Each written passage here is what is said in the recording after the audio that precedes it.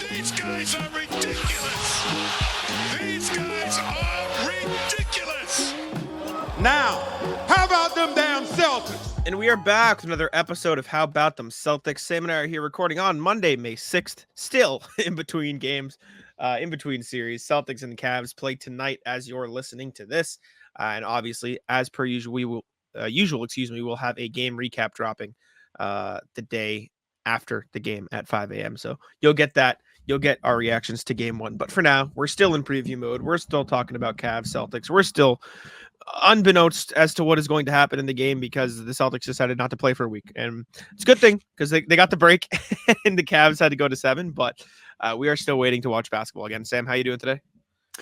Doing pretty decent. A lot of downtime. A lot of just waiting. sitting here, just hanging out. Mm-hmm. But what's exciting is, we have a great show for all of you today. We have a little bit more preview of this series that will never start. We have email mailbag. We have talking about the new series starting. We have Wolves Nuggets, a little recap, and then the other two haven't started yet. And then we have the first of the off-season rumors beginning to trickle in around the league. So stick around for that. We have the rat list too. A lot of stuff going on. A reminder, as always, make sure to leave a like on the video and subscribe to How About Them Celtics. We'd appreciate it very much. We've got you with Celtics content throughout the playoffs because this is, in fact, a Celtics podcast, if you couldn't read the screen. We appreciate y'all. Let's get into things. We can start with more Celtics-Cavs preview, as I've labeled it here. We talked about a lot of the basic stuff in our full 20-minute Cavs-Celtics series preview video that we dropped yesterday.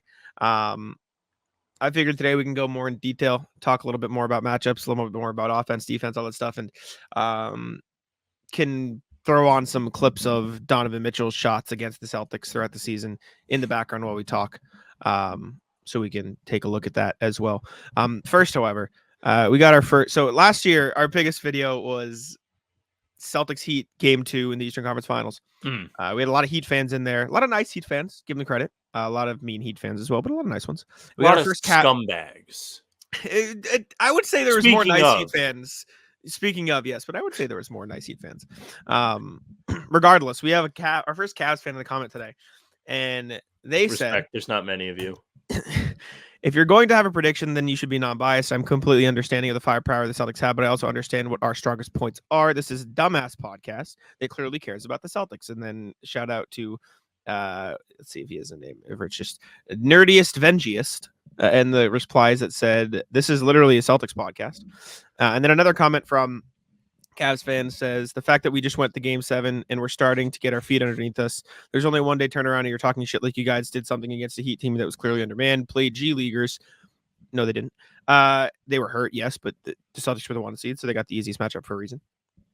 And then the other comment, "You honestly don't know ball. You honestly don't know that we can switch, and we actually play a lot better against the Celtics because they don't have a legitimate center." I guess Al Horford died. The only reason why Orlando even pushed us to 7 games is because they actually are a very defensive team and they can match with us with our bigs. You guys are going to get beat. Now, first and foremost, the Celtics were a better defensive team than the Magic this season. 2, Jason Tatum is the same exact weight as Evan Mobley. They weigh the same, and he is, I think, like an inch shorter, maybe 2. And Evan Mobley is not a perimeter threat, so Jason Tatum just can guard the role.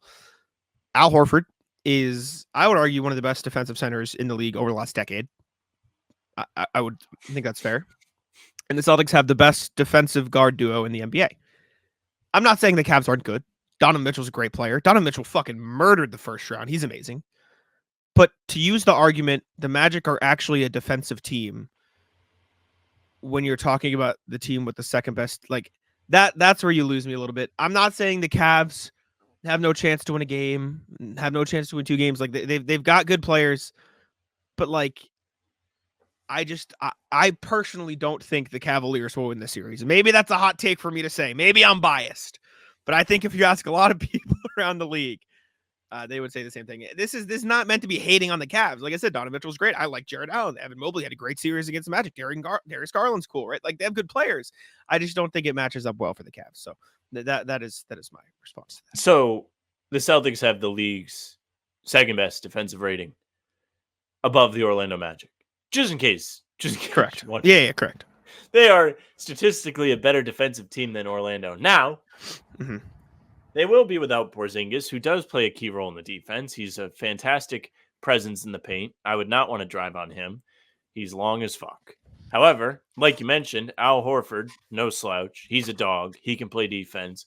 He's experienced. He's brilliant, as are the rest of the starting five. The rest of the starting five of the Celtics, all fantastic defenders. Drew Holiday does wonders working off the ball on defense, making reads, cutting off passing lanes, and just kind of what they say, quarterbacking the defense. He has made a tremendous impact on this team throughout the season. I'm excited to see him get out there in the second round series, have the assignment of guarding both Darius Garland and Donovan Mitchell, and Derek White will be there to help him in the backcourt. And you want to talk about switching? Look no further. Jason Tatum, Jaylen Brown. Yeah. They're there for you. They're waiting to switch. The Celtics are a good defensive team. They are. Cleveland can't put the ball in the basket. Donovan Mitchell had 89 points in games 6 and 7.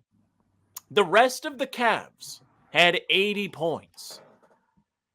You're telling me that we should be sitting here worried about a one-man show type team like this? It just doesn't feel like that. The Celtics have gotten beat twice. Well, obviously, in the last 2 seasons, they've been eliminated twice.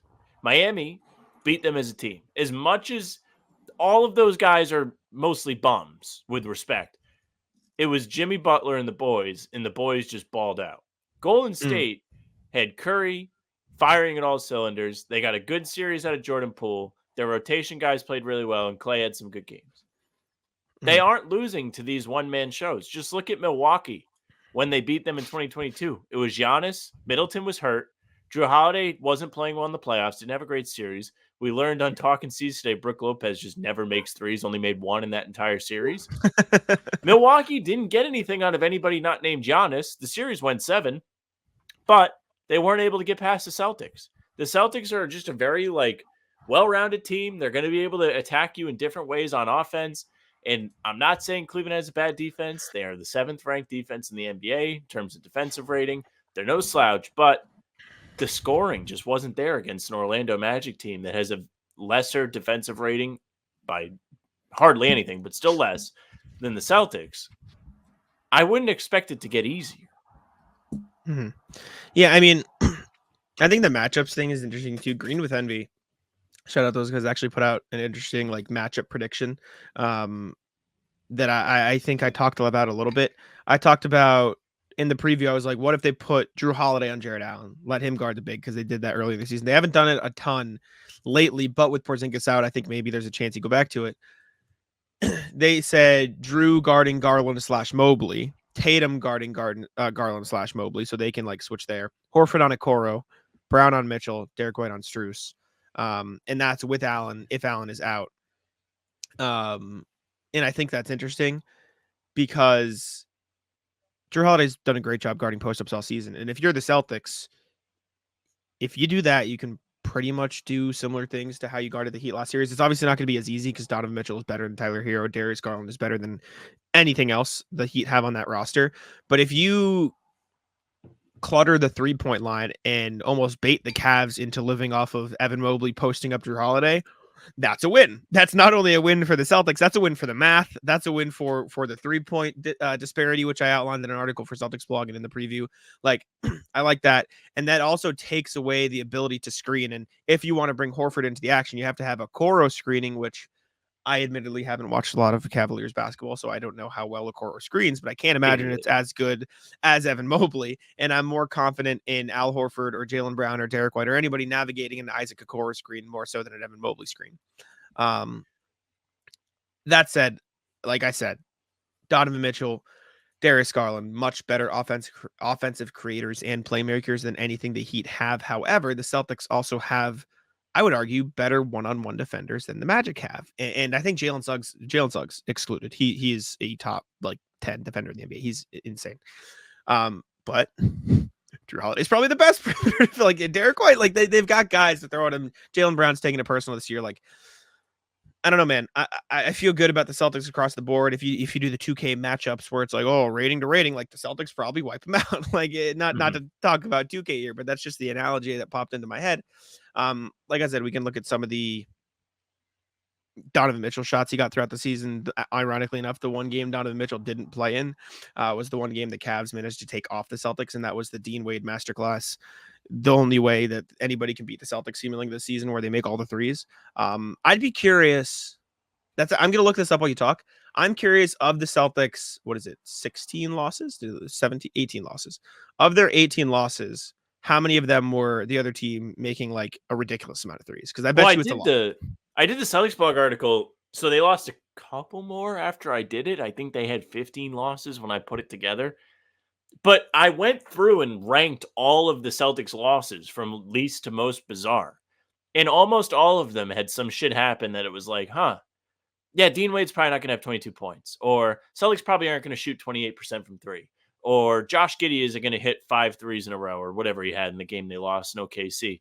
Like, there were so many little anomaly things that happened in those games. And I'm sure you could go through a lot of the wins and be like, well, what about this? And it's fair. But, like, Indiana, they lost to Indiana twice. One of them was that weird Mathurin end of the game foul call, Jalen call reversed game. And then the other one was an in-season tournament game that they got cooked on.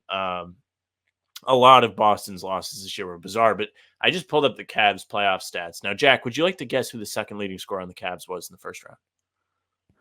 Ooh, I looked at this earlier. Is Mobley? I looked earlier. It is today. Not Mobley.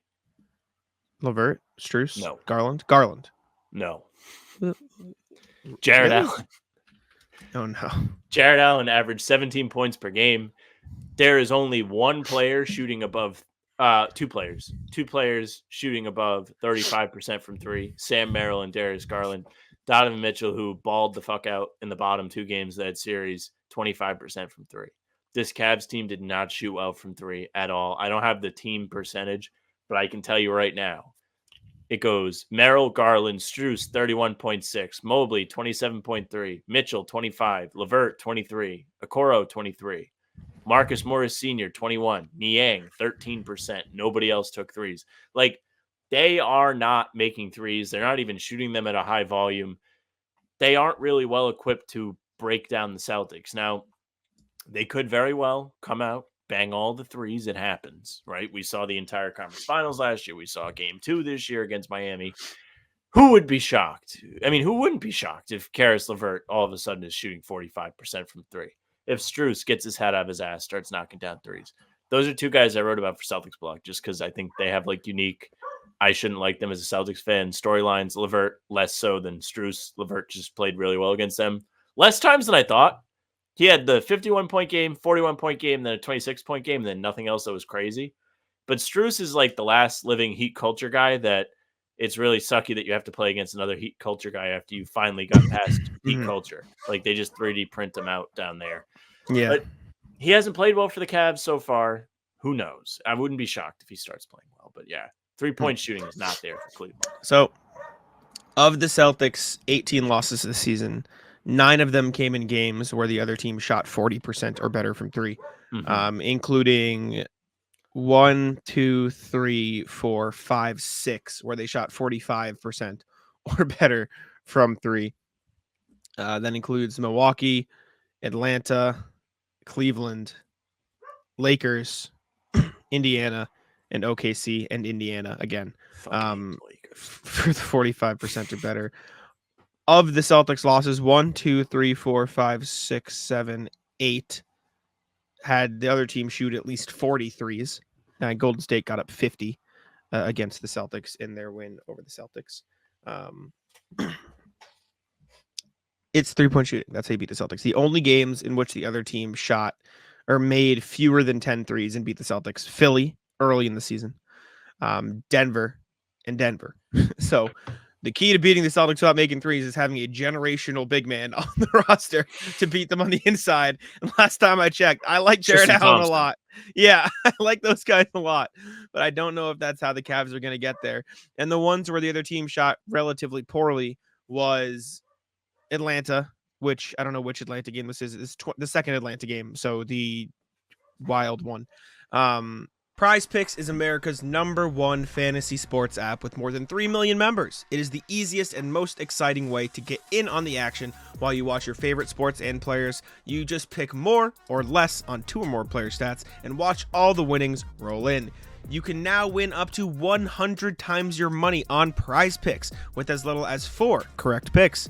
You can turn $10 into 1,000 with basketball, hockey, college basketball entries today on Prize Picks, America's #1 fantasy sports app. One of our favorite picks here at the How About Them Celtics podcast is the Drew Holiday blocks. It's usually 0.5. He just needs more than 0.5 blocks. That means 1 Drew Holiday block. And that pick is in the bag. Prize Picks is really simple to play. I can make my picks and submit my entry in less than 60 seconds. Download the app today and use code CLNS for a first deposit match up to $100. Again, download the app today and use code CLNS for a first deposit match up to $100. Pick more, pick less. It's that easy.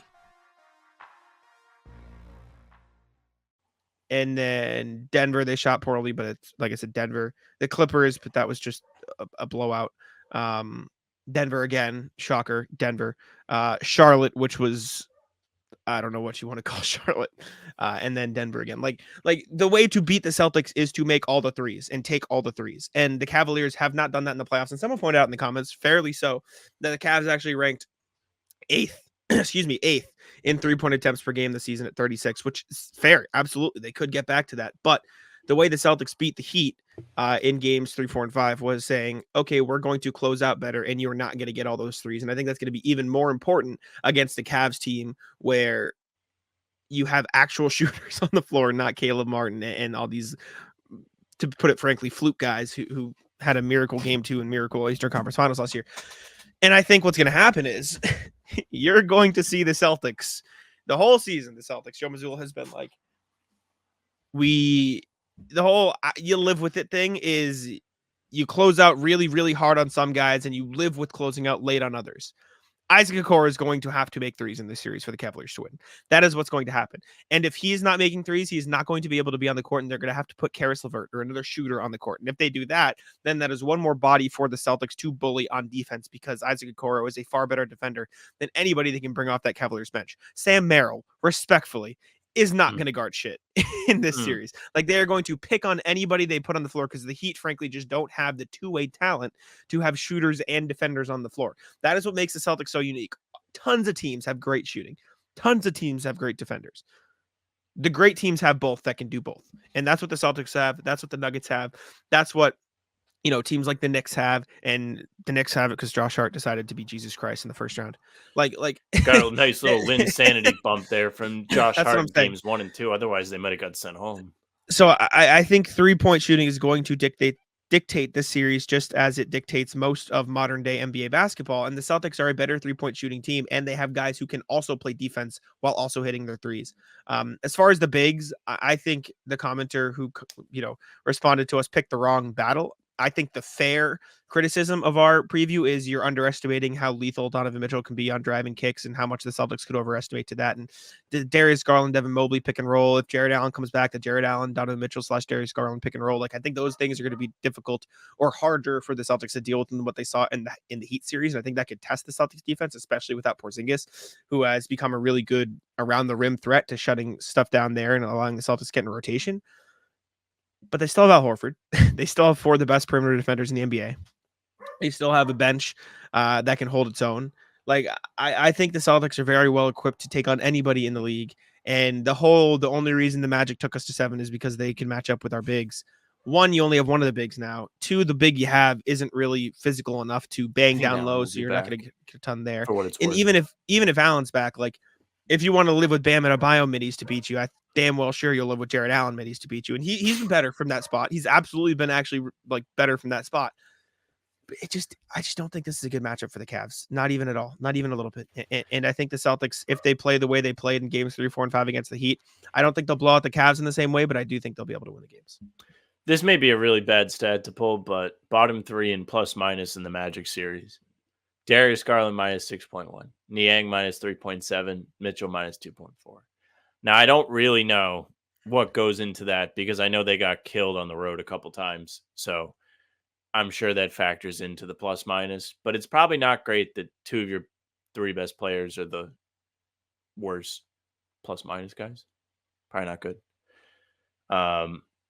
That means that they are absolutely weak points that the Celtics can attack. Even their top guys aren't the greatest defenders. Having Garland in the game is going to come with a price for Cleveland. That's just what it feels like to me. Mitchell, maybe less so. He's more of a physical player. He's definitely stronger than Garland is.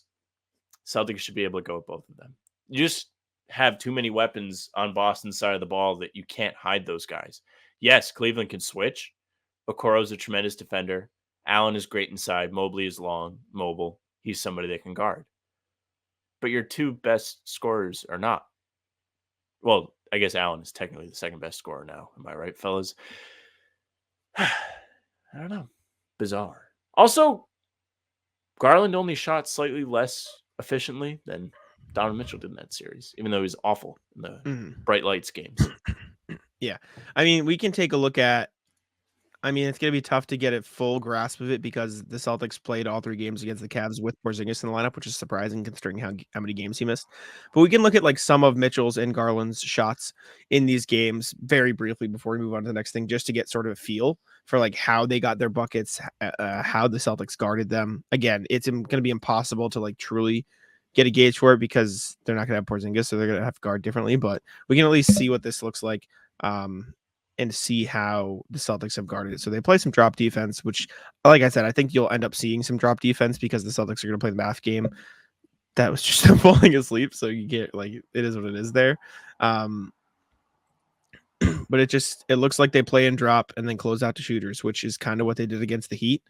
And if the Cavs are settling for shooters with where they're comfortable, letting them shoot, or those shots, which they gave up to Tyler Hero a lot and just rear contested, I think the Celtics are going to be perfectly happy to live with that and just outscore the Cavs, right? Like, I think that's what's going to end up happening. So, I don't know.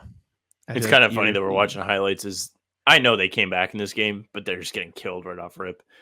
They're down 14 points in this game. I know they came back and won, but even then, look at the defense Hauser plays in Garland. Like, he's somebody, you look at him, you're like, that guy's going to get cooked. He's a mismatch. Garland's so much faster. Yet Sam Hauser did a pretty good job. Cornette does a good job closing out there. Like, it's not a perfect science. These guys are going to have good scoring games. It's just in their nature. That's why they're going to be paid. That's why Mitchell's one of the top guys in the league when it comes to scoring. And he's had a tremendous playoff so far. He's very difficult to stop. The thing that's interesting about Mitchell is he does take a lot of mid-range shots. I know you have Garland up on the screen right now. But if you pulled up Mitchell's shot charts from the last couple games in this Magic series, it looks like it's from like 10 years ago. There's nothing wrong with that, in my opinion. I think if you're a top scorer and you can make those shots worth it, there's no reason not to take them. They just, if it's in your wheelhouse, go ahead, create it. He's a 3-level scorer. He deserves the opportunity to shoot those shots. And it does make him a bit more difficult to guard because his offense is layered. At the same time, when you whip out the old calculator, you may start to feel a little bit more like the Phoenix Suns. Yeah, from the looks of this, they're guarding, Mitchell and Garland like they guarded the Hero pick and roll where they're comfortable rear contesting and letting them take tough threes. Like, Derek White just got back to that one and blocked it. And that was going around to Jared Allen's screen, which I'm pretty sure he's the best screener they have. So if he has to go around an easier screen, it'll be not as difficult. That was an offensive foul on Mitchell they didn't call that he got a bucket from. So that's cool. Here, like Max screw screening. If anybody is in the pick and roll outside of the big, the Celtics are just going to switch it. And if it's Al Horford or Porzingis, they're going to be comfortable with the drop and a rear contest. And I think if you put a guard on Mobley or Tatum on Mobley, then it really fucks up what the Cavs want to do on offense, because then if you want to get the Celtics in drop, you're going to have to screen with somebody that Derek White can do a better job of getting around. So I'm really curious to see if Joe goes to that, because maybe I'm just talking nonsense and they're just going to guard it traditionally, which I think would work fine too. But anyways, cool. I'm surprised we got that long out of a secondary preview of this series, but I'm glad we did. So let's move on. Look at some road stuff for Cleveland. I wanted to see how good they played on the road. Cleveland, 12th best in the NBA in the road in terms of winning percentage. I got to pull up the advanced stats because that's really how you do a quick little breakdown of, oh, look, they have a good offensive rating and a bad defensive rating. NBA.com does not make it easy when you want to switch between stat types. No. All right, on the road. Top net rating, Celtics number 1. Cavs 13th at a plus 0.8. So they're painfully average on the road. They went 22-19 this year. They didn't win a single road game against the Magic, which Orlando, for what it's worth, young team playing at home is going to have energy. But at the same time, if you're Cleveland and you want to beat the Celtics, you have to win at least one road game. Does it feel like they're going to really go into the Garden and win a road game? This is going to be real bad if they lose game 1. But it just does not feel like that from what we saw from the Cavs in the opening series against Orlando. An inferior team to the Celtics took care of business at home pretty handily. Game 6 was close, but even then, the Cavs threw up all over their shoes. Darius Garland committing an 8-second violation with the game on line is comedy. Donovan Mitchell being the only person to score in the fourth quarter down at Kia Center in Game 6 is disgusting. Sure, Jared Allen wasn't in that game. He is a difference maker. He was the second leading scorer in that series. He was of course, awesome. having him is going to make it easier. But at the same time, the rest of your team, Garland specifically, should be better in those spots, and he wasn't. Yeah. I'm curious to see how it works. Jared Allen was really, really good down the end of the season for the Cavs and to the playoffs when he played. So I don't know. We'll see what happens. Game Good 1. preview. Good preview. Clap it up. Got in for it. Yeah, good for us. Good for us. All right. Next thing. Kind of Celtics related, kind of not. Pat Riley just kind of killed the Heat after they lost to the Celtics. The most notable quote that most notable quote that everyone is bringing up is, if you're not on the court playing, you should keep your mouth shut, responding to Jimmy Butler saying like, oh, Celtics, talking shit about the Celtics basically. Jimmy said, if I was playing, the Celtics would be home, and if we played New York would have went home. There's a lot of talk of like him saying like, oh, we had that conversation before the season, referring to Jimmy Butler playing in the regular season. He said, I guess we'll have to have it again or something like that, or we'll talk to his agent. Talking about Tyler Hero, like saying, oh, maybe one day he'll play 82 games for us. Like, you just kind of went in on the entire Heat team, made it feel like those extension discussions that they're supposed to be having with Jimmy aren't going to go too hot. Another instance, like Sam said, of maybe the Celtics breaking a team. We'll have plenty of time this offseason to discuss Jimmy Butler trade scenarios, which will inevitably be a podcast topic because free content, baby. But as of kind now, of funny. Pat Riley said he wouldn't consider trading Jimmy. Sure. I have like the full notes from this just down in the NBA section. Since we're talking about it now, we might as well just quickly go through it. Discuss Jimmy's possible contract extension during his postseason press conference. Riley said the Heat will need to give a lot of thought if Butler asks for an extension in July as expected, quote unquote, unless you have someone who's really going to be available every single night. Get ready to lace him up, buddy, is what Pat Riley's saying to Jimmy. And then again, said he wouldn't consider trading Jimmy, and he said that the Heat, quote unquote, surely aren't going to rip things apart. End of segment. Well, I don't know. End of new news. Yeah. I don't know, man. It's weird. It's very interesting. I would say surprising to see Pat Riley like go off this hard on his players. A little funny. It's awkward. It's just a weird situation. So I don't really know how it's gonna play out. Anyway, it was just kind of weird that Jimmy was like, "Hey, if I was healthy, you guys would have got fucked." And then the natural knee-jerk response was, "Hey, maybe if you didn't have to play in an extra game because your team wasn't good enough, you wouldn't even have had to worry about getting hurt." And also, not for nothing, if Jimmy wasn't like trying to foul bait in that situation, he would have got hurt either. He got hurt because he had a fast break layup and didn't take it. Yeah, he got hurt in the Sixers game, right? Correct. He was on a break, pump faked, waited for Tobias Harris to catch up to him when he had an open layup, and then got hurt. I'm not saying that you shouldn't like be aggressive and go into guys, but at the same time, like if he just like took the play for what it was, he probably would have played in this Celtics. Maybe if Proc did some of that in a Rensley game last night, he wouldn't have missed a million layups. Well, he doesn't want to hurt his ankle. That's what he said. I just kept yelling at him like, just take a fucking floater then, buddy. What are we doing? Just float the ball up. Anyways, next Celtics thing. Grant Williams went on the Cedric Maxwell podcast with Cedric Maxwell and Joe Sway. Yeah, shout out. And told him he was a bit disappointed. He didn't get a tribute video. He was like, he said, quote, I was like, dang. Now, listen, I know you're gonna mock this, But I kind of agree with Grant. With the level the I Celtics agree. have set for tribute videos, he probably should have gotten one. Like I Yeah, think like with Kelly the Olynyk level, got like a Heroes Among Us at the very least. Exactly. That is my thing. I think Grant should have gotten at least a little something. At least play the highlights from his Game 7 win against Milwaukee. He had the same legacy as Kelly. Literally won them a Game 7, and that's it. Bar for bar. Grant also said, as much as I was involved in the community, hat tip to the Heroes Among Us. Loved Boston and the organization. I think they were just trying to be consistent with what they had done prior. Was I a little bit disappointed? Yeah, just because I feel like there were some great years in those 4 years I was there. I was a kid when I was drafted there, and I was a kid that grew up there. Hopefully, I was able to go through things that helped them get to the point where they are now. Mm-hmm. Yeah. Shout out Grant. I like Grant. We know I like Grant. I love Grant. I like Grant, too. I just think he's fun to laugh at. I know. For what it's worth, do think he deserves some recognition further than just a little. Yeah, just a little something. Just a little something. It was a bit awkward. Or no, I'm thinking of the Blazers game. The Portland one's different. Yeah. And Rob asked to not have one. Like he did not want one. So there's a difference. Anyways. Hey gang, let me tell you a little something about Game Time. The NBA playoffs have arrived. It's the most wonderful time of the year. Who doesn't want to get in on the fun? With Game Time, you can experience it with your own eyes. Get yourself great seats to games with even greater prices. That's right. You can save when getting your tickets with Game Time. It's an authorized ticket marketplace of the NBA, which makes getting those playoff tickets even faster and easier. Plus, the prices on Game Time usually go down the closer it gets to tip-off. Who doesn't love to save a little bit of money? I certainly do. I used Game Time back in March when I took the lady to a game. We went to see the Celtics play our Pistons, and it was great. I could look and see what the seat view would be just using the app. Didn't have to be surprised when I showed up. Plus, you do get those last-minute deals. They have the flash deals and zone deals. Zone deals, which you can choose a section of the arena and let Game Time choose those seats. You'll save a little bit of money that way.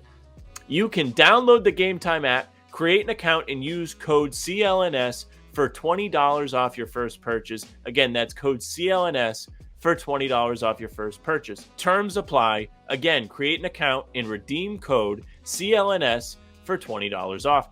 Download Game Time today. Last minute tickets, lowest price guaranteed. All right, let's go to the email, see what y'all have to say about the Cavs series, because I'm sure we have a bunch of stuff for that. I'll pull it up here. A reminder, as always, you can email us at hptcpod@gmail.com if you have thoughts on anything or rat list. Let us know. Send it there. All right. 2 emails today. First one from Pete. Shout out, Pete. I'll share the screen here. It is... subject line, I know you'll understand. Jack, this is one of the songs I'm trying to learn in preparation for the Latvian Song Festival in Toronto in July. It's a motherfucker. All about timing, and we're not allowed to breathe at, quote, normal spots, so it flows. I figured you'd understand more than others might. This is what I use to distract me from thinking about KP's calf injury. Trying to think of a sign-off, and the only thing popping up is Be Well, RJ. So Be Well, RJ, and Sam and Jack, and C's fans, and Latvians. All right, shall we listen? Pull it up. To Pete's song that he's learning. They should play this at the practice facility. Maybe it'll help Porzingis heal. Let's take a listen. We don't have to listen.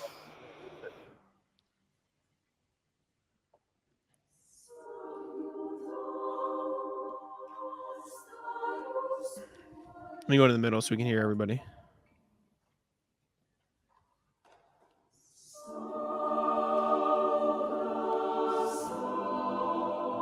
This is great practice facility music. This is gorgeous. It is sweet. I think if they played this for Porzingis, it would feel like he died. This is him floating up, like Yes. like when people are floating up to heaven with like their nose. Yeah, it's like him holding his soleus. Oh, it's like overlapping with the parts. Yeah, this does look difficult to learn. Thank you, Pete. We appreciate you. I hope you learn it. Please keep us updated on how the learning process goes, and we will keep up with you. Got it. If you have videos of you singing it, send them through. Yeah. All right. Thanks, Pete. Second email, RJ. What's poppin'? Bench usage against the Cavs. As soon as I see more than 3 lines, I know I'm in for a long one. You want me to read it? Sure. I'll take you up on it. My voice is gone. What's poppin'? Bench usage against the Cavs. Morning, fellas. Happy almost round 2. It's been almost round 2 for a fucking week. Just thought I'd pull up the numbers from the Celtics' 3 regular season games to see if they might yield any interesting tidbits on how Coach Mazzulla might run the bench in the semis. Briefly, in the December win, the starting 6 were healthy, so they say. So the stay ready guys looked pretty unsurprising. Horford and Hauser logged 22 and 19 and a half minutes respectively. Pritchard was in for just under 12, and Luke saw 8 minutes of court time. They totaled 21 points with Hauser and Pritchard leading the way with in 6 apiece. I'd assume that's what that's supposed to say. Luke scored 4 and Al 2. They outscored the Cleveland counterparts who only had 19 bench points in the Celtics 120-113 win. Second game was very similar. All of the front 6 were healthy, and the C's 4 deep off the bench. They had a nearly identical usage pattern. Al, 23 and a half minutes and 7 points. Hauser, 18 minutes and 9 points. Pritchard, 14 minutes, no points for him. However, Luke didn't dress for this one. So his 8.5 first half minutes went to Lamar Stevens, who contributed with 4 points. Boston scored 20 off the bench, while Cleveland tallied 39 thanks to LeVert's 26. I'm so fucking sick of this guy. Celtics win at home, 116-107. Then game 3 was the Dean Wade game. For the third time, all of the starters now dressed, and once again, the bench minutes were pretty consistent, with 20 for Al, 14 for Hauser, 13 for Pritchard, and Cornette getting 15 and a half. Bench scoring was equally consistent with 18 total. The Cavs reserved outscored them with 42 points thanks to Wade, who had 22. LeVert and Georges Niang going for a combined 11 for 18 on threes. All 3 games were nearly identical in their outcomes, with game 3 being the outlier, not only due to the Cavs getting hot in the fourth quarter, but also the Celtics' inability to throw a rock in the ocean in the same period. The bench usage suggests that the Cavs unless they unveil a new clever scheme, Coach Mazzulla will likely roll 4 deep, with the 4th bench contributor being either X-Man or Nemi. Before anyone freaks out, Joe was willing to roll out Lamar Stevens. We shouldn't be surprised by either 4th or 5th string big getting 7 or 8 minutes in a game. If I were a betting sort, I would call it Celtics in 4. Respect. RJ, who would also suggest taking the Cavs and the points if anyone puts up a double-digit line. I will bet all the money in my bank account that the Celtics do not roll out Xavier Tillman or Nemish Queta in this series. There's no Xavier way. Tillman, maybe. You want to talk about switchability? So. No. If they get cooked and drop too much, they may try it. Maybe, but I don't think you can compare regular season to playoffs in that perspective. From that perspective, it's just different, and they shorten the rotation for a reason. You saw it against the Heat, but the Cavs, for what it's worth, are in fact 11.5 point underdogs in game 1. So if you really like that, there you go. Thank you, RJ. We appreciate you for the emails as always. Let's move on to the NBA and start with Wolves Nuggets game 1. By the time this comes out, Wolves Nuggets game 2 will have happened already. However, we can talk about Wolves Nuggets game 1, and the Wolves stole home court advantage from the Nuggets, taking them down. Defense locked down the Nuggets in the first few minutes of the game. Then Anthony Edwards, by the end of it, was able to close it out and outshine the Nuggets. Were you surprised at this one, Sam? Did you watch this? I watched intermittently, but yeah. I was a little surprised for different reasons. Looking down the box score and having watched it, Ant 43 points, impressive but not overly surprising. Yeah. Naz Reid cooking in the fourth quarter. What did he score? I want to say 10, 12 straight points during a stretch there for them. Probably, yeah. He had 14 in the fourth. I'd be a little rattled. Gotta tell you, if that happened to Celtics, I'd probably throw my phone across the room or something. Little surprising to see that. Other power rankings of surprising things that happened. Timberwolves up 7 with 2.5 to go or something. Shot clock winding down. Gobert banks in an elbow jumper. I would have turned it off. That's enough to ruin your day. Some of the stuff that went well for Minnesota felt a little bit silly, but at the same time, they did a good job defensively. I mean, how many points did Denver score? 99. holding them under 100 is pretty impressive. And I put it on the sheet. Yeah. Jokic shot only 11 of 25. Him scoring inefficiently while taking that many shots seems to be quite the strange occurrence. He's usually somebody that is the biggest read the room guy in all the land, so he's not going to be forcing shots. Yet he was forced to have to do so in that game. And Yeah. Gobert, being the defender he is, makes things a little bit more difficult down in the post. Yeah, I mean, Murray's also, I think, hurt. I think he's battling an injury that he had, Or he was dealing with. Maybe Is that not what it soleus, is? but it is a calf strain.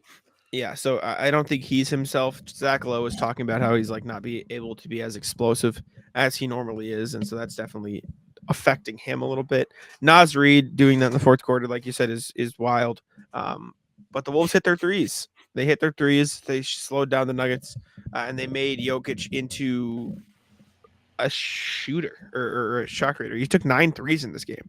Turned That him motherfucker into doesn't like to Luka. take. Yeah, he doesn't like to take 9 threes.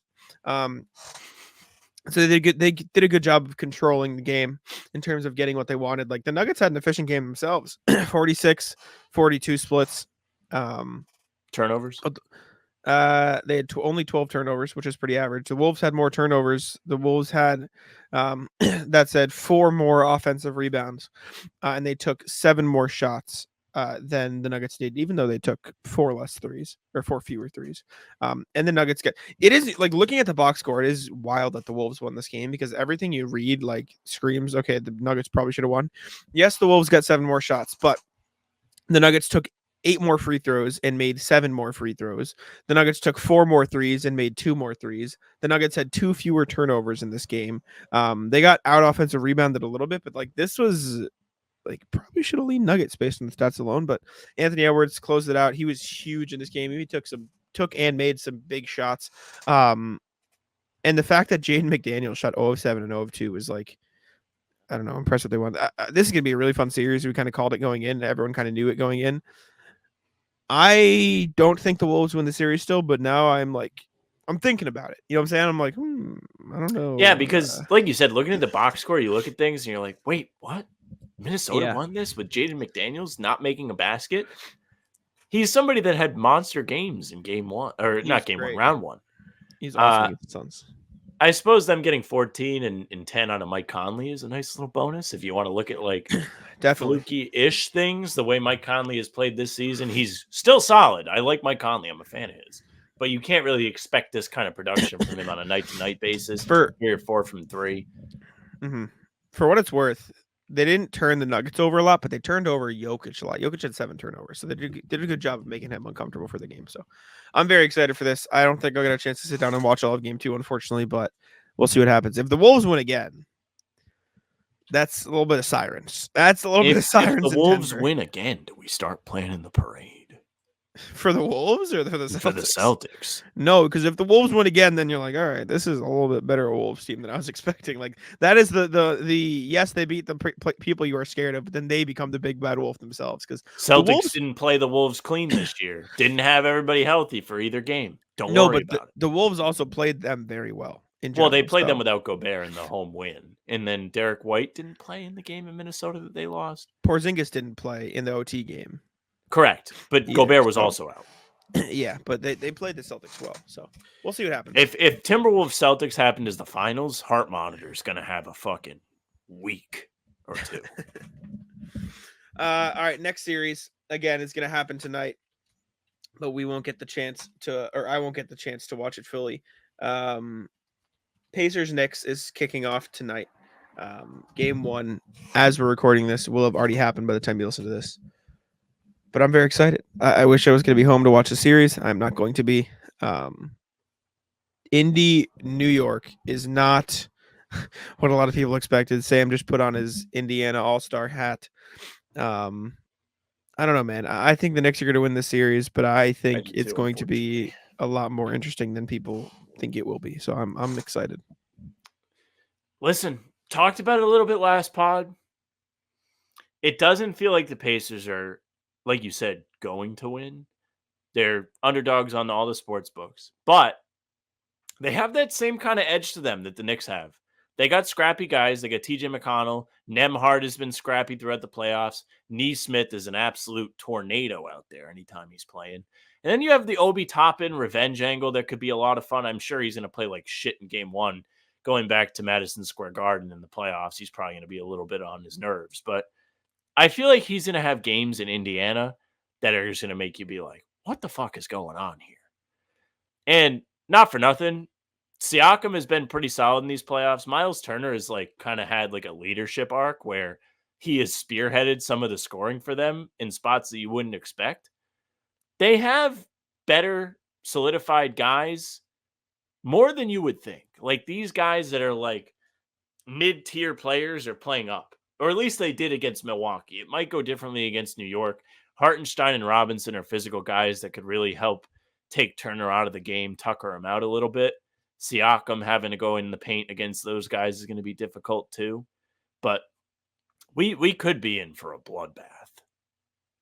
The interesting part about the series is you got the slowest paced team going up against the highest paced team, or one of each of them. The other unfortunate thing for the Pacers, they are one of the worst defensive rebounding teams in the league. That's okay. That does not bode well. That is the worst thing. That said, they are also one of the better transition teams. So if they do get the defensive rebound, they will run. Is that what you're also saying? The Knicks play guys like the whole game. Yeah. There's a reason that they're playing at a slow pace. It's because they get tuckered out. The Pacers have played really, really, really high minutes this postseason as well, I think. Let me double check that, but I'm pretty sure they've played guys a lot of minutes as well. See, the difference is the Knicks have been playing guys a lot of minutes the whole year. The cumulative wear and tear is going to catch up to them maybe eventually. Or is it that they're now used to the high minutes and they're more used to playing that often? Because I do think probably that a mix is of the both. truth as well. I think in the playoffs wise they're going to be used to it, but on the like injury risk wise like front, maybe they are a little bit more apt. So it's not quite as high because the Pacers bench has gone 3 deep instead of 2 deep. But you've got Siakam at 38 a game, Halliburton at 36 a game, Neesmith at 35 a game, Nembhard at 35 a game, Turner at 33 a game. Meanwhile, for the Knicks, you have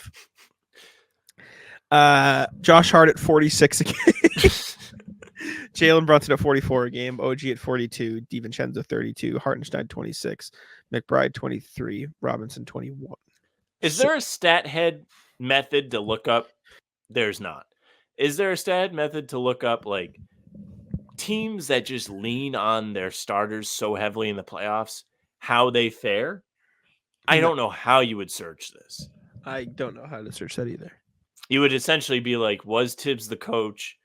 Yes. Did they make a long playoff run? I mean, Tibbs wins basketball games. That motherfucker He does. wins. He's a good coach. So. I like Tibbs. This is not me trashing Tibbs, but I do wonder as the playoffs go on if they will begin to show some signs of fatigue. Jalen Brunson having to do almost everything while playing 44 minutes a game can't be easy. Going in the paint, Isaiah Thomas, like just getting bumped around. Right?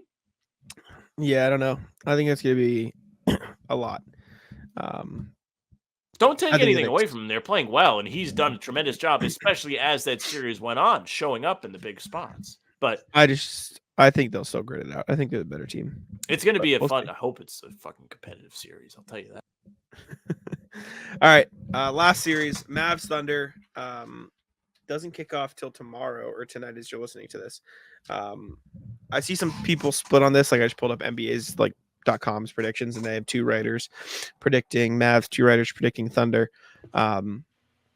You've got 2 good teams. The Mavs were on a heater to end the season. You got Shea on one side, Luke on the other, Kyrie versus Chet and Jalen Williams. Like this, I think this is gonna be a really good series.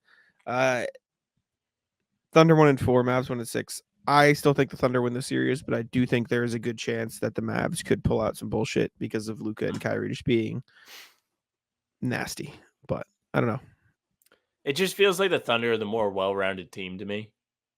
Where, okay, if Shea's not completely having it, then you have J-Dub, you have Chet, you have Josh Giddey, who can initiate offense. Lou Dort is a good 2-way guy. Like, their team is just kind of an exciting team to watch. While Dallas is also a very exciting team, their bigs have done a tremendous job of playing with Luka, cutting to the rim, getting the alley-oops, putting him in a good spot to set him up. And like we discovered last pod, Derek Jones Jr. is in a really good job shooting the 3-ball, way better than we would have thought. I just have more faith in the supporting cast of OKC than that in Dallas. You make a good point. Now, Sam. You're muted. Maybe you unplugged. I don't hear you, but I hear my music. Okay. Yeah. Can you hear me now? You're back. My mic must have unplugged. Luka's averaging 30. Kyrie's averaging 26. Who is the next highest scorer per game in the series, and how many are they averaging? PJ Washington at 11. I hate you. Did I get it right on the nose? Exactly right. 10.8 points a game, PJ Washington. Oh, I didn't look it up, I right swear. And even he's not shooting the ball particularly. He's shooting 42% from the field, 31% from three. Luka's taking 11 threes a game. Kyrie's taking 8. PJ's taking 5. Then Maxi Kleber, who's not going to play for them, taking He's 3. cooked. So it's going to be an interesting series from that perspective. Lively has been pretty good for them. He's splitting the minutes pretty evenly with Daniel Gafford. They run some small ball minutes as well because those guys don't, or I guess they run Maxi Kleber, but they won't have that option now. So there's that. Maybe you see more Dwight Powell now from the grave resurrected. The Mavs did just re-sign Jason Kidd for a few years, which is, I don't know how pleased Dallas fans are going to be about that. Meanwhile, you look at OKC's scoring. I do think you'll probably see a lot of Shea at the top, but it probably is a bit more well-rounded than that. Yeah, you've got Shea at the top at 27, then Jalen Williams at 21 a game, and then Chet Holmgren at 15, Josh Giddey at 12.5, Lou Dort at 11, and then Aaron Wiggins next up. But you've got a pretty well-rounded scoring up at the top there, and Jalen Williams is shooting very well from the field and from three. I will say, though, Josh Giddey shooting 50% from 3 on 4.5 attempts might not be super sustainable. So we will see how that plays out in this series as well, because the Mavs will probably damn shoot. But this is another good series. All the second round series are going to be pretty fun to watch, are going to be very interesting. So I'm excited to watch them. But ready for the rat list, Sam? No, we got NBA news. What do we have? We got the first batch of rumors to react to. So, God, what the fuck? Jesus Christ. Your Orlando Magic. We have 20 minutes. So yeah, they're not going to take that long. I just saw a lot of words. Okay. Orlando Magic, looking at that bum Klay. According to Shams, quote unquote, the Magic can open up in excess of $60 million in cap space this offseason. One name to keep an eye on, Klay Thompson. I'm told there is a mutual interest between the Magic and Klay Thompson. Now, can you please pull up the link that's on the sheet and share screen? It's in the thing. You're fine. But Klay being the guy that Orlando burns their cap space on would be a little bit funny.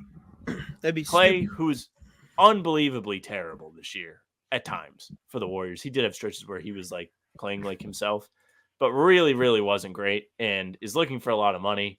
If you're Orlando and you're trying to build a team and get them to be a true contender, I don't know if he's the guy. Tweet reads, Klay in a Magic jersey is going straight into the Celtics Shack Hall of Fame. Yeah, this would be all-time fumble. It just doesn't make any sense.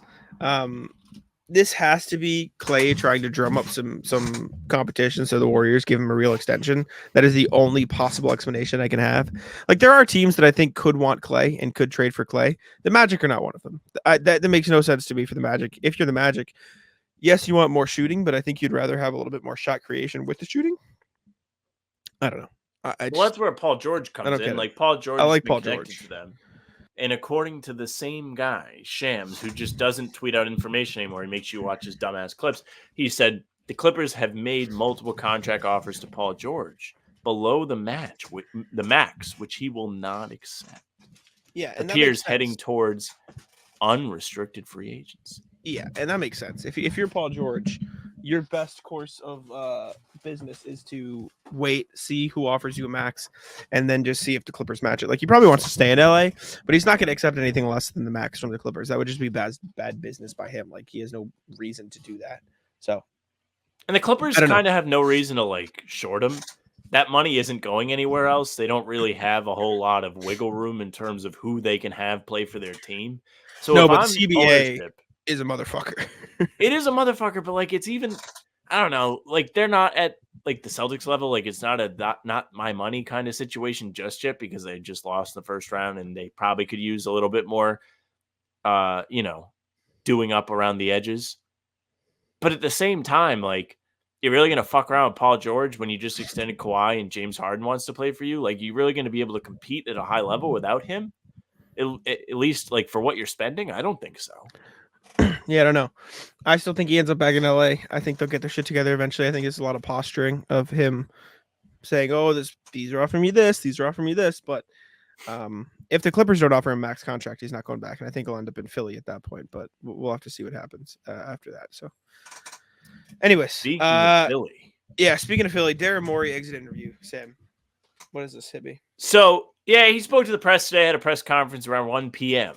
Kind of was asked about the dilemma we kind of touched upon last time on the pod, and it was one of the things we talked about when we discussed, does it really make sense for Paul George to leave LA, hobbled Kawhi to go play with hobbled Embiid and move across the country?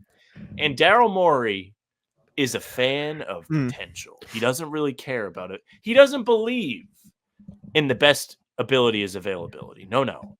The best ability is, can I put you on in 2K and win championships? He said, I'll take the better team that you have to manage your way to the playoffs than the worst team that is always available. I'll take that 10 times out of 10. Also, he was not a big fan of Buddy Hield. He said, I think the fit was less good than I thought. Not after the guy like did everything he could to save your season. Well, after he almost shot it away. That's okay.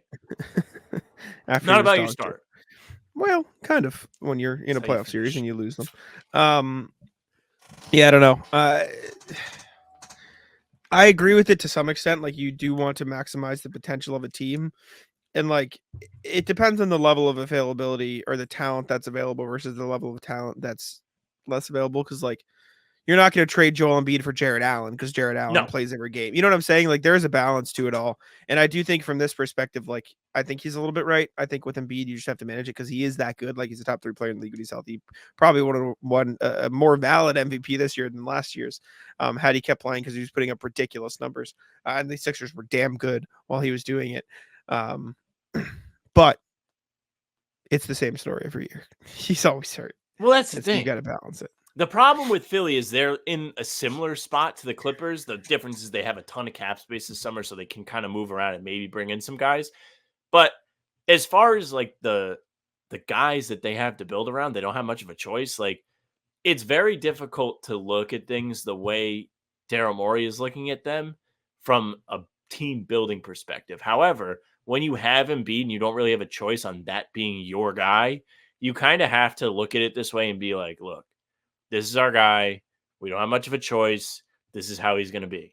We have to figure out how to be the best version of ourselves regardless. Now, the problem with this, if you want to take a look at what the Celtics did this year when they brought in Porzingis, the whole story on him is, oh, he's injury prone. He's always going to be hurt. And here we are. It's the playoffs. He hurt himself, right? However, it doesn't feel like the world is ending just yet that he strained his calf. The Celtics are well equipped to play without him. I think Philadelphia's goal is to make the rest of your team serviceable enough to where if Embiid is hurting, you don't plummet to where you're playing in a play-in game because you just can't win regular season games. This isn't even about winning in the playoffs. If you have half a team playing, you probably don't even fall in the play-in. They were so good when Embiid played. All they had to do was be decent with him out, and they wouldn't have shit the bed like they did. They were terrible with him out, yeah. I think you make a good point. I think just surrounding them with...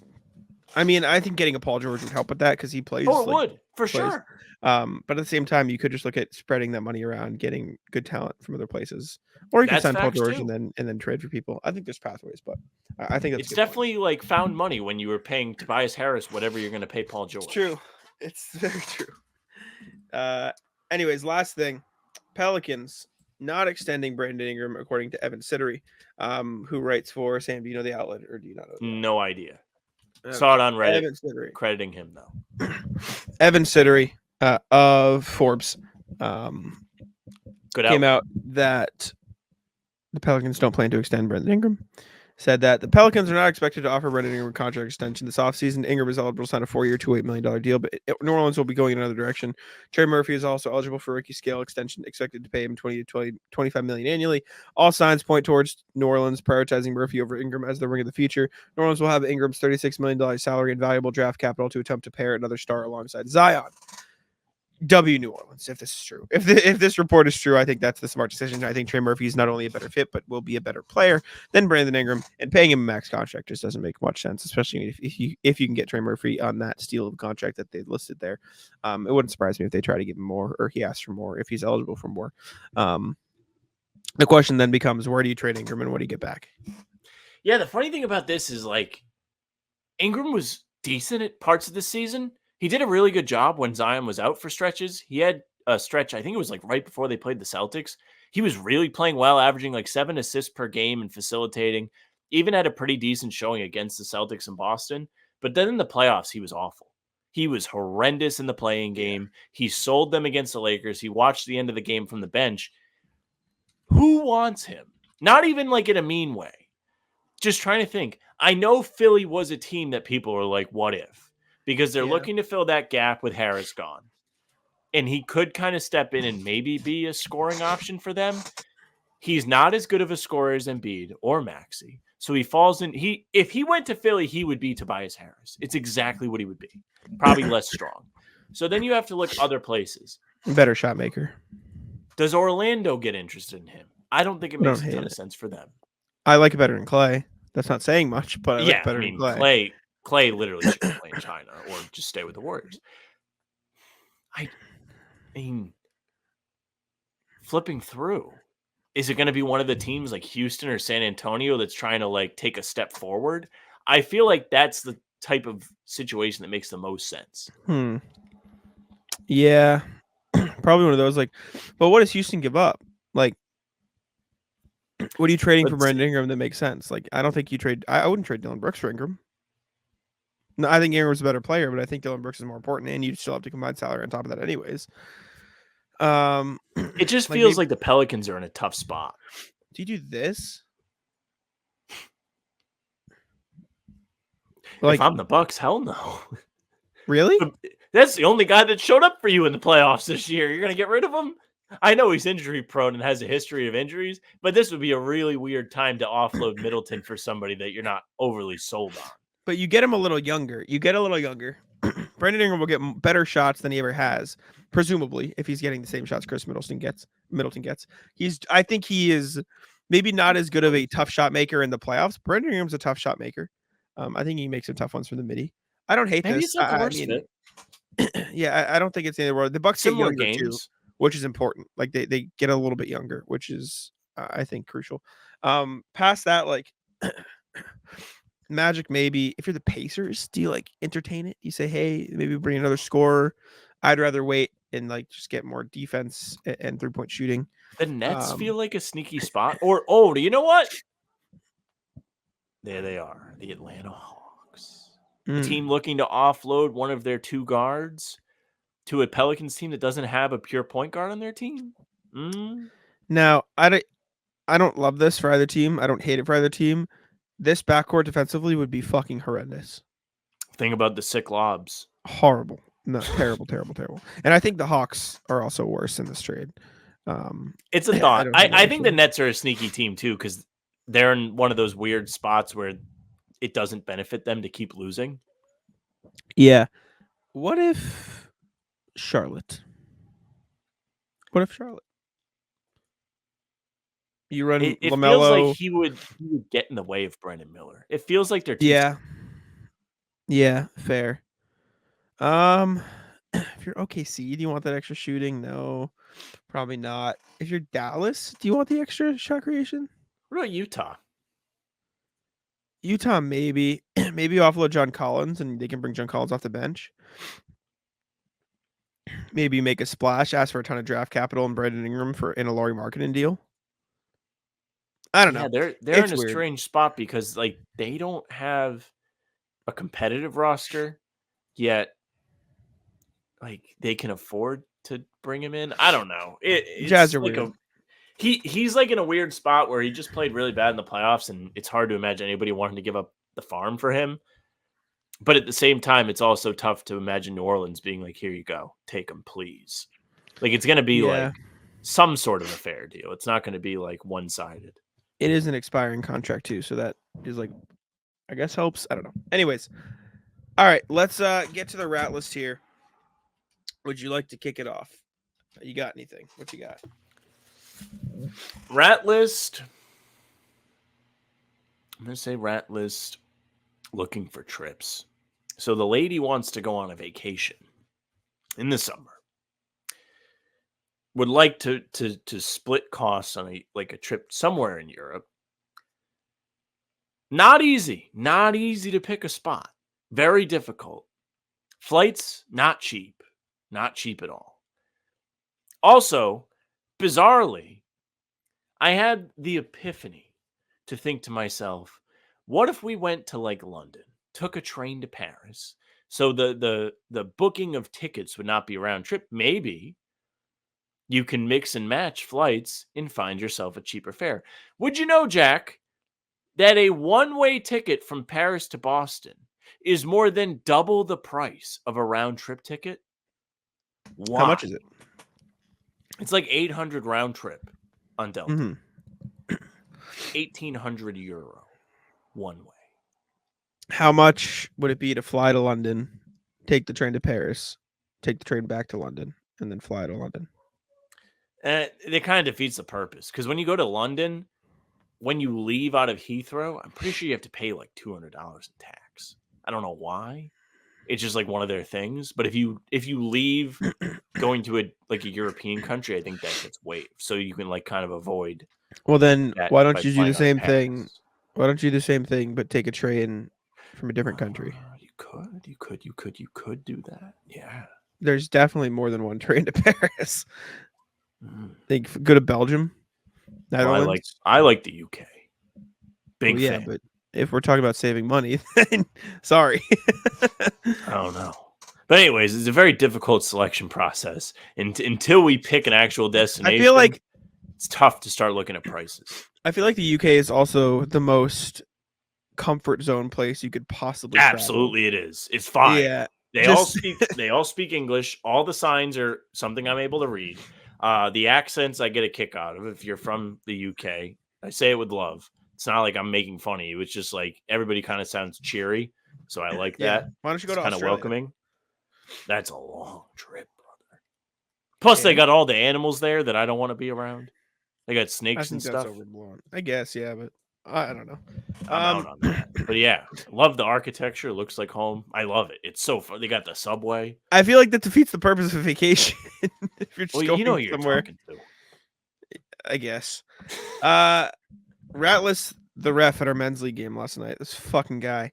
This guy's fire. Sam and I had a men's league game last night, and I had other plans by accident, which I ended up being able to go to both, so it was fine. But I made it there, and we almost had to play with 4. Then we had 6 because I ended up making it. So we would have won with 4, by the way. That's the point I was going to say. This team was not very good. Would have won with 4 players. We started off like annoyingly slow. Like we missed a fuck ton of layups. It's like when the Celtics start slow, though. It's like, we're way better than these guys. We don't have to try. We won by like 30. However, and Sam knows this. If I had to get up and down the court, I would have, but I did not have to, so I did not. Correct. I stayed on defense. I played defense. Which is the honorable way to only play one side of the ball. You know how when you're playing like football at recess and you have like the automatic quarterback? I was automatic defense. I stood in the back. I did my thing. I hung out. I talked to the refs. I was cracking jokes with the ref. And whenever you fuckers or whenever like they would score or I would go up and come back, I'd be like, that's why I stay down here, and they'd laugh. But we're getting there. Second half, I'm chilling on defense. These guys are not good. And then they're on a fast break, and I'm getting back, and I contest the fast break, and the ref calls a foul. And I go over to him like, this is my only job. Like, come on, man. Cut me some slack. He goes, you fouled him. I don't think I fouled him. There was a little contact, but I don't think it was foul. I think the only reason it was a foul in this light is because there was literally no contact the entire game. So any contact was just a foul. And then a few plays later, I go to whip the ball down the court, and apparently I stepped on the out of bounds line. So this fucking ref goes, violation. I'm like, as he's having a conversation with other people on the sideline. That's a 40-point game at this point. I'm like, brother, come on, man. Like, give me really? Like, what are we doing? He so should he's have just giving me banged you with a shit. tech for arguing with That's him. what I'm saying, man. Come on. And then the next time I passed the ball in bounds, I made sure to stand against the back wall, so I was nowhere close to the line, and he got a kick out of that. But That dude's a fire ref. I love it. it was a He's fun in with the game. bullshit. You fuckers try to get me out of my fucking defense too. Like, We you wanted tried you to say, score "Come it up by 1 billion. yeah, but like every time I went up, they scored. Look what happens when I'm not playing defense. Come on, I'm not down there for no reason. We got breaking news. Do we? Jake Like shared real? a Reddit post to Twitter today. Jake Eisenberger, first to the floor.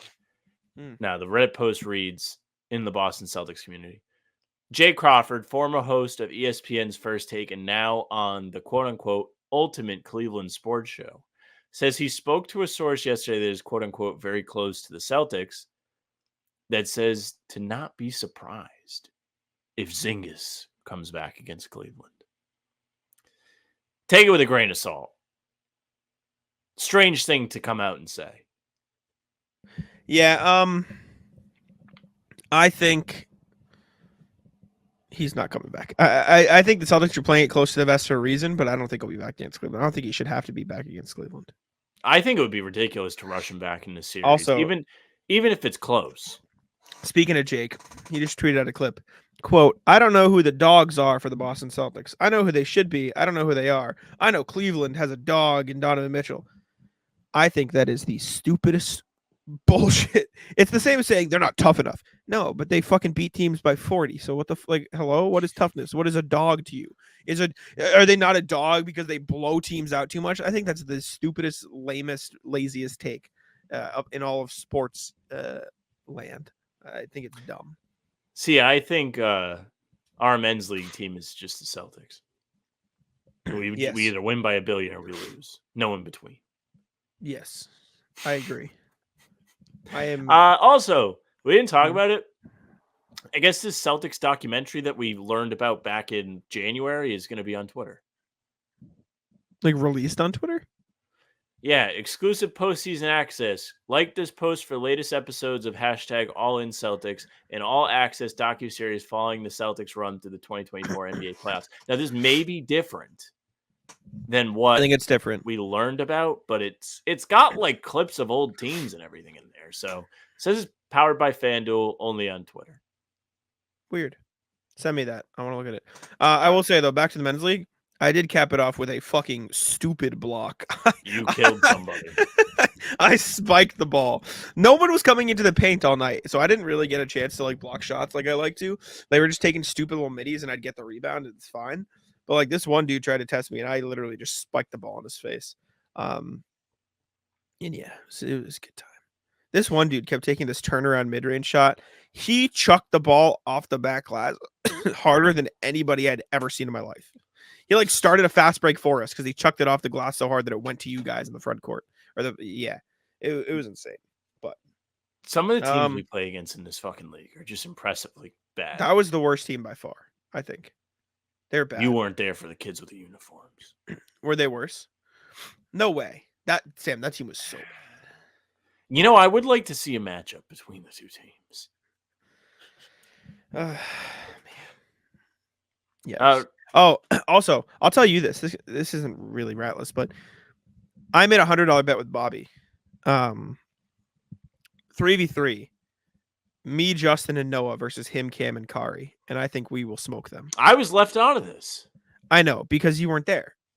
And it would be unfair because Bobby said he wouldn't make the bet if you weren't on our team.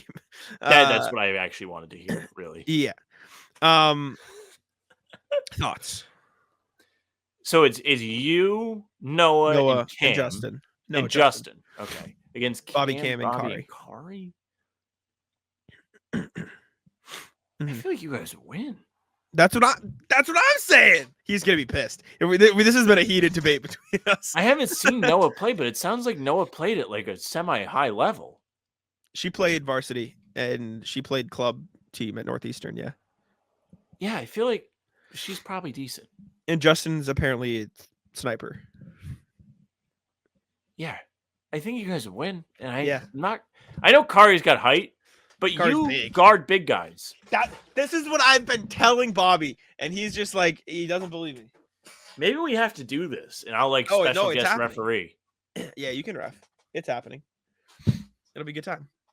We need to have like a Celtics media and one like outdoor court gathering. Like we just I'm promote in. the fuck out of it. Do I it still want a somewhere in 2v2 Boston.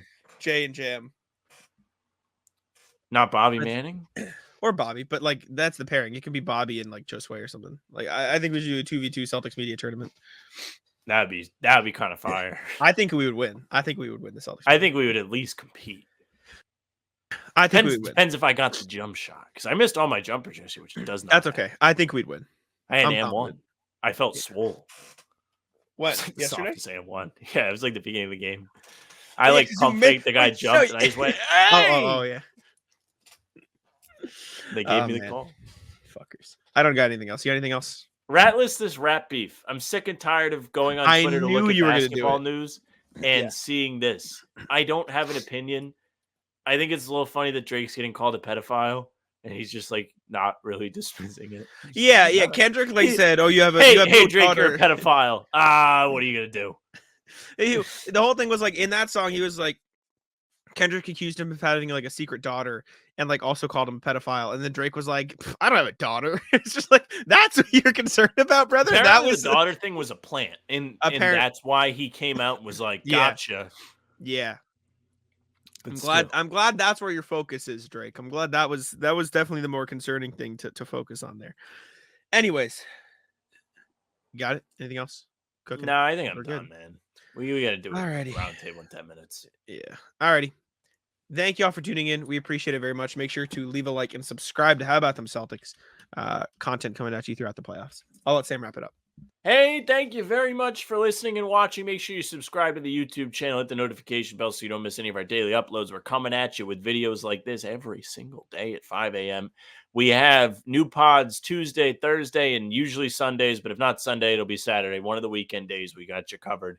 We also have game recaps the morning after each game going up on the channel, and then filler days in between. You saw all the filler videos this weekend after the Celtics 6-day break before game one, but game one's finally here tonight. So in that, we will be here half hour before the game for the pregame stream. We also do Talk and See streams Monday, Wednesday, and Friday mornings tentatively, and we do Celtics at the Round Table typically Tuesday nights at 6. This week's was yesterday.